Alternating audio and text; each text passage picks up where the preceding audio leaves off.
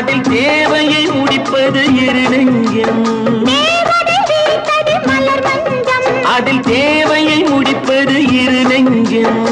காலமே ஓடிவா, காதலே தேடிவா. ஏன் நின்னுட்டீங்க? என் தம்பி ராஜுவோட குரல் மாதிரி இருக்கே. உங்க தம்பி குரலா? ஆமா.